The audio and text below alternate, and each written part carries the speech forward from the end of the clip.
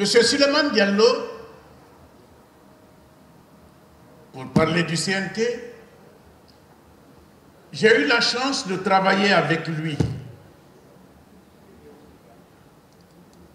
Et très intimement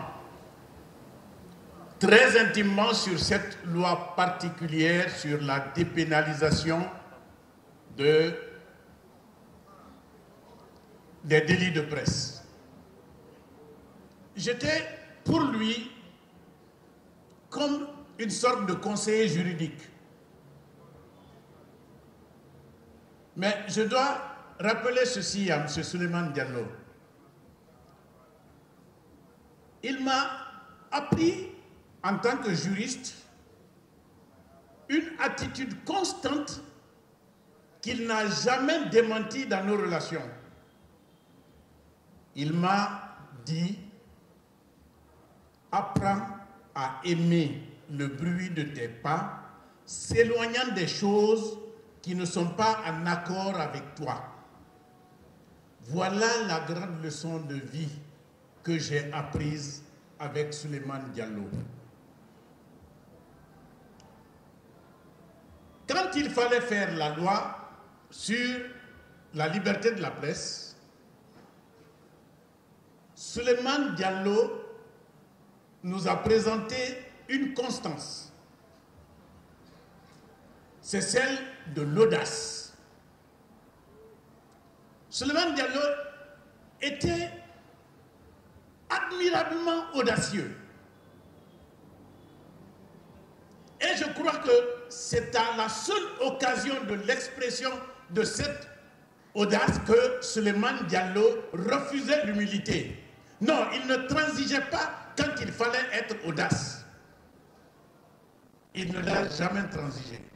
Et d'ailleurs, tout à lui irradiait l'audace.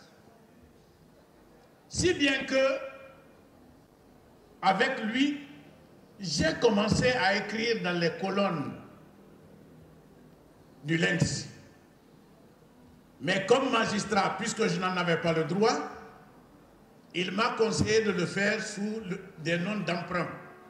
Et de toutes les façons, s'il était sûr que c'était moi, en tant qu'éditeur, il en assumait l'entière responsabilité.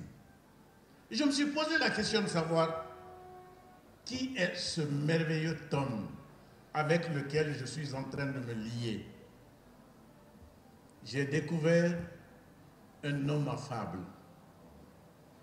Un homme pour qui la meilleure qualité d'un être humain, c'est de partager le rire et le sourire. C'est de refuser la tristesse et le découragement. C'est de dire et de comprendre que l'impossible n'existe pas. Les difficultés, oui. Les obstacles à surmonter, oui. Mais l'impossible n'existe pas.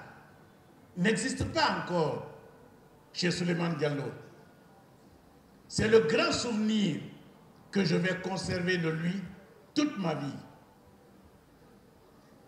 Et le seul homme qu'il me rappelle dans ma vie, c'est le général américain Patton, qui a dit qu'il n'y a que 3 manières de gagner la guerre.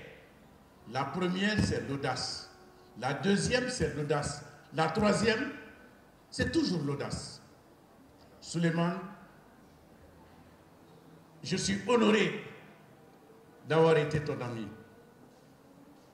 Je te remercie de m'avoir fait l'honneur d'être ton ami, de partager avec toi des choses très profondes et dont nous allons certainement ensemble garder à la fois la vitalité et le secret.